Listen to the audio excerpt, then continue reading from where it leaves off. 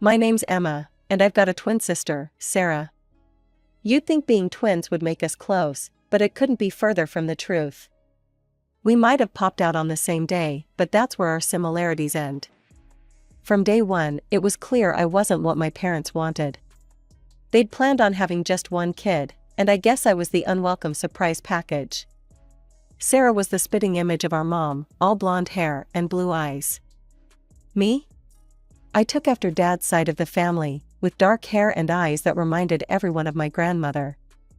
The same grandmother my mom couldn't stand. Grandma's shoe store was my sanctuary. From the moment I stepped inside, the familiar scent of leather and polish wrapped around me like a comforting hug. The rhythmic tapping of heels on hardwood floors created a soothing melody that drowned out the chaos of my home life. This place felt more like home than our cramped apartment ever did. "There's my little entrepreneur," Grandma would call out, her voice warm and welcoming as I burst through the door after school. Her face, lined with years of laughter and wisdom, would light up with genuine joy. For once, I felt truly wanted, truly seen. I started helping out in the store when I was barely tall enough to see over the counter.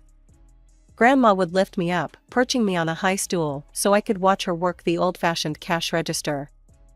As I grew, so did my responsibilities. By the time I hit my teens, I knew that store inside and out. It was different at home. "Emma, why can't you just wear what your sister's wearing?" Mom would huff, trying to squeeze me into another frilly pink nightmare. "It looks so cute on Sarah."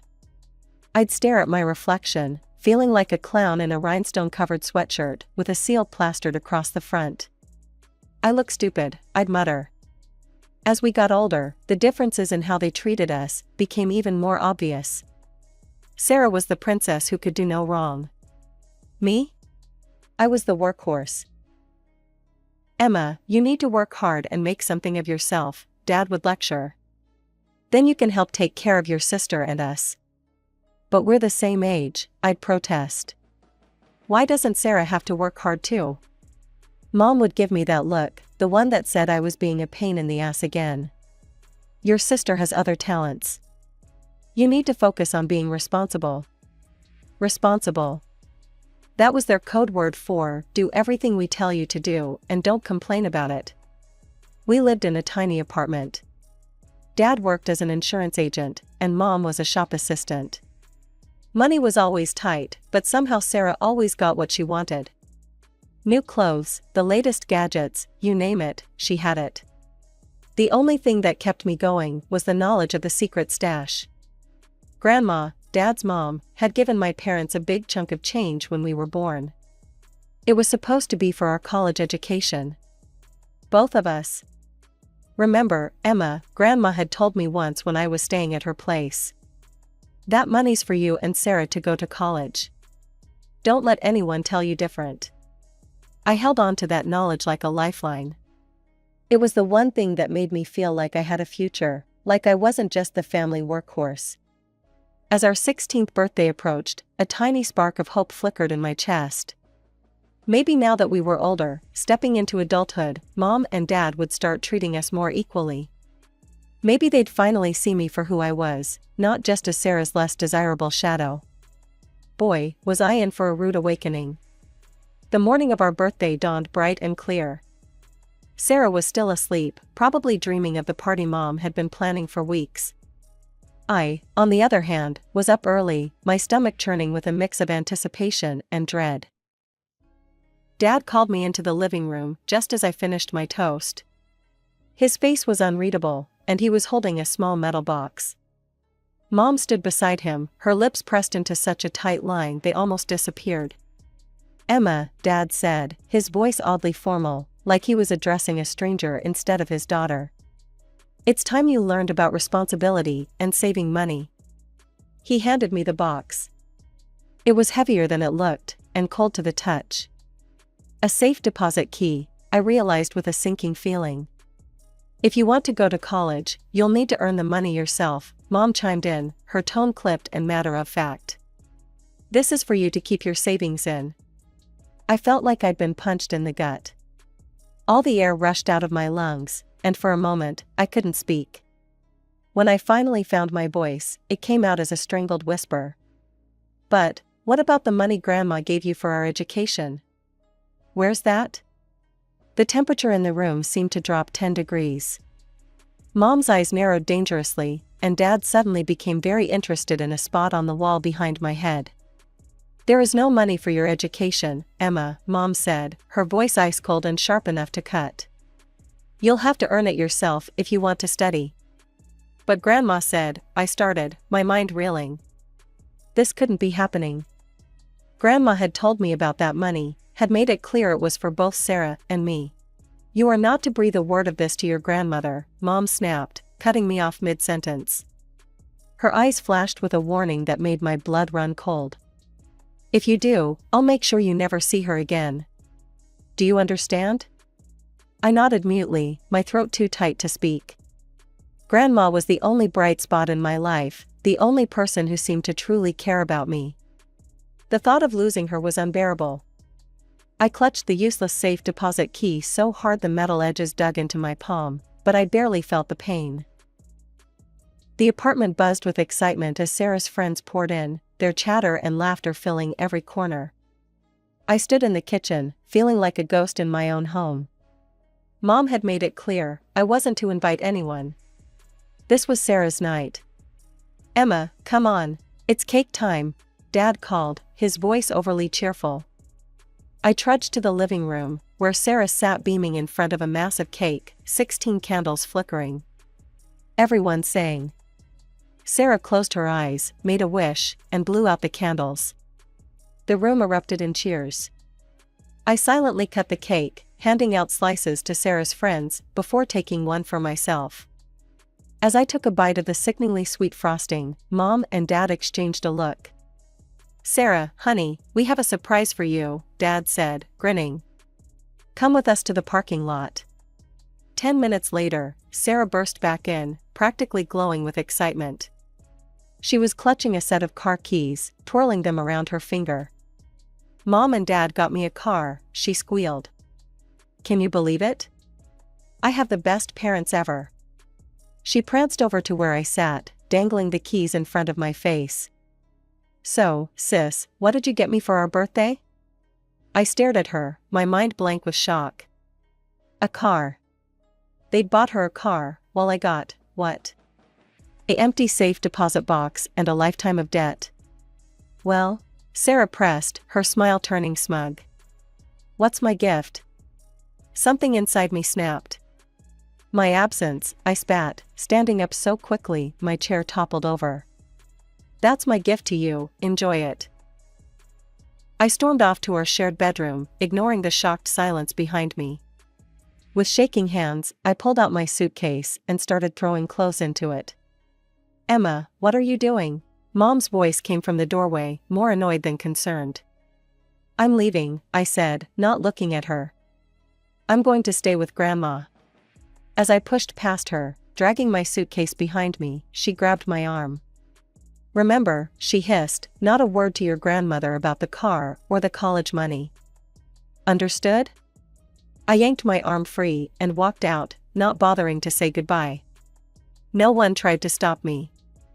The bus ride to Grandma's seemed to take forever. By the time I got there, it was late evening. Grandma opened the door, her face a mix of surprise and concern. Emma, what are you doing here, sweetheart? I thought you were out celebrating with friends. Of course. Another lie from Mom. I just wanted to see you, I mumbled, suddenly exhausted. Can I stay here tonight? As I lay in bed that night, in the quiet comfort of Grandma's guest room, the events of the day washed over me. The safe deposit box, the car, the party, it all swirled in my mind like a toxic whirlpool. I wanted to tell Grandma everything, to let it all pour out. But Mom's threat echoed in my ears. I couldn't risk losing Grandma. She was all I had left. The next morning, I woke up with a plan forming in my mind. As Grandma bustled around the kitchen making breakfast, I took a deep breath and dove in. Grandma, I was wondering, could I maybe work at your store? Like, properly? I asked, trying to keep my voice casual. And maybe stay here for a while? It's just, things are so noisy at home with Sarah and all. Grandma turned to me, spatula in hand, her face softening. Oh, sweetheart, of course you can. I'd love to have you around more. Just like that, my life changed. I started working at the shoe store after school, learning more about the business side of things. Grandma was a patient teacher, showing me everything from inventory management to dealing with difficult customers. Every evening, we'd close up shop together and head home. Grandma would cook dinner, asking about my day, actually listening to my answers. For the first time in my life, I felt truly cared for, truly loved. Days turned into weeks, and weeks into months. I didn't go home, and honestly, I didn't want to. Mom and Dad never called, never checked in. It was like I'd disappeared from their lives, and they were fine with it. Grandma insisted on paying me a full salary, saying I'd earned it fair and square. I saved every penny I could, watching my bank account grow.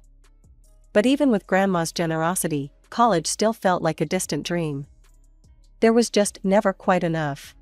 Before I knew it, my 18th birthday rolled around. High school graduation followed soon after. I sat in the auditorium, watching as Sarah's name was called. Mom and Dad cheered loudly, beaming with pride. When my name was called, there was only Grandma's enthusiastic clapping from the back row.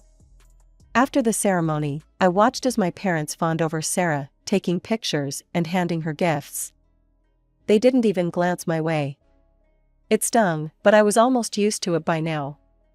You did good, kiddo, Grandma said, hugging me tight. I'm so proud of you. On the drive home, I took a deep breath and made my announcement. Grandma, I think I'm not going to college this year. Grandma's brow furrowed in confusion. But why, sweetheart? I gave your parents money for both you and Sarah's tuition. There should be plenty for you to go. My heart raced as I scrambled for an explanation, Mom's threat echoing in my ears. I want to save up more money, I said, hoping my voice sounded steadier than I felt. I want to be able to rent an apartment near campus, you know? Pay for my own accommodation. I just want to be more independent.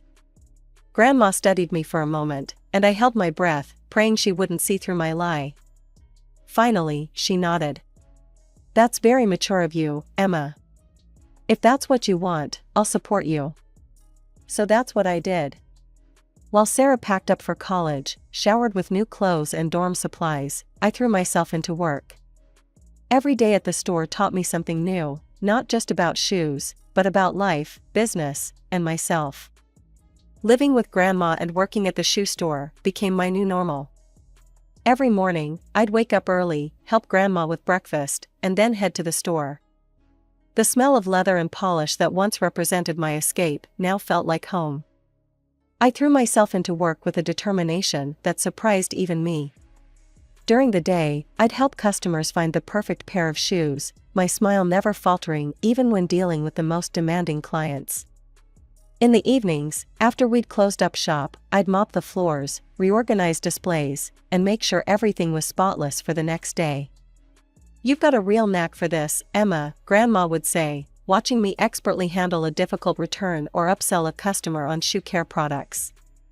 As the months went by, Grandma started teaching me more about the business side of things. I learned how to manage inventory, balance the books, and handle paperwork. It wasn't always easy, but I soaked up every bit of knowledge I could. You know, you could run this place someday, Grandma told me one evening as we went over the monthly accounts. You've got entrepreneurial spirit in your bones. Her words filled me with a pride I'd never felt before. For once in my life, someone saw potential in me. But even as I immersed myself in the world of retail, my dream of college never faded. Every paycheck I received, I'd squirrel away most of it, allowing myself only the bare minimum for necessities. It wasn't easy. I'd see girls my age walking by the store, shopping bags in hand, laughing with their friends. I'd watch as they tried on beautiful shoes that I could easily afford with my employee discount, but chose not to buy. Every time I said no to a night out or a new outfit, I reminded myself of my goal. The year flew by in a blur of shoeboxes, receipts, and saved paychecks. Before I knew it, I was looking at my bank account, hardly believing the number I saw there. I'd done it. I'd saved enough for college. With shaking hands, I picked up my phone and dialed the number I hadn't called in a year. "Hello?" Mom's voice answered, sounding surprised. "Hi, Mom," I said, trying to keep my voice steady. "I wanted to let you know that I've saved up enough for college.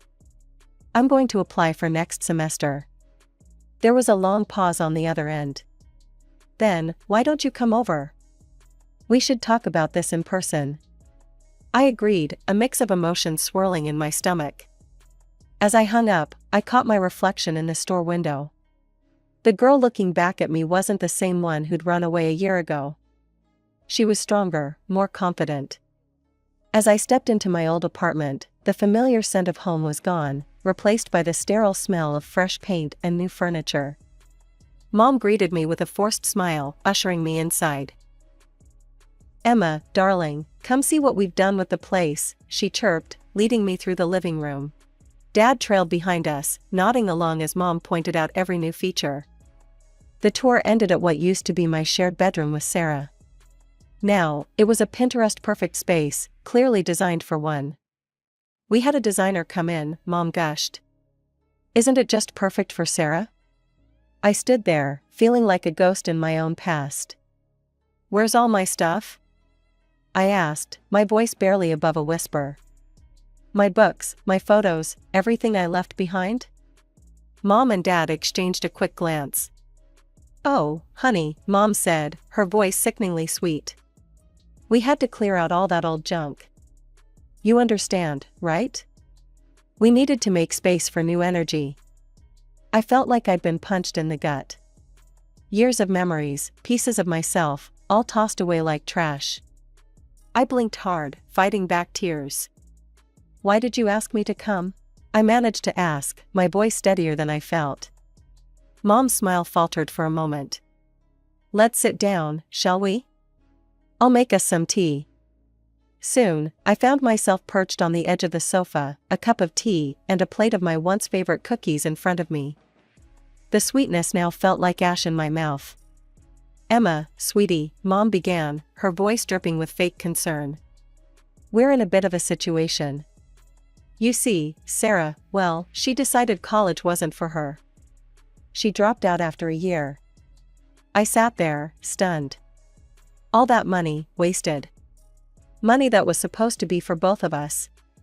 "The thing is," Mom continued, not meeting my eyes, "we need some help. About $20,000, to be exact." I nearly choked on my tea. "What? But that's most of the money I saved for college." "Oh, Emma," Mom sighed, reaching out to pat my hand.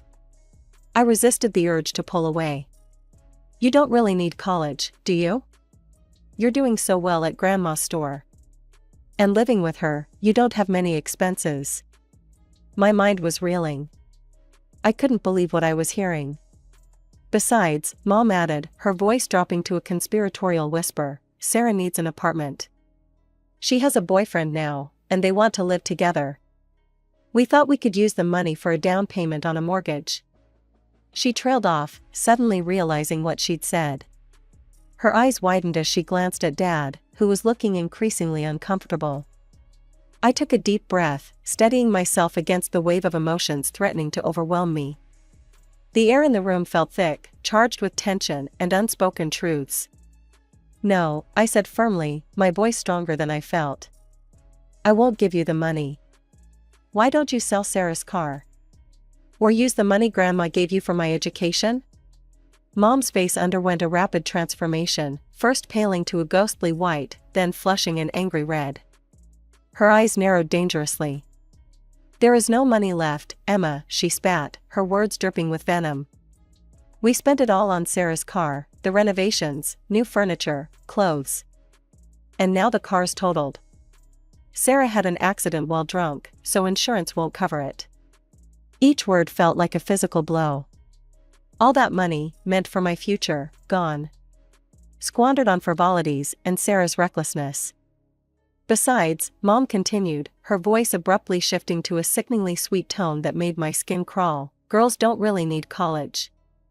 You should focus on finding a good husband.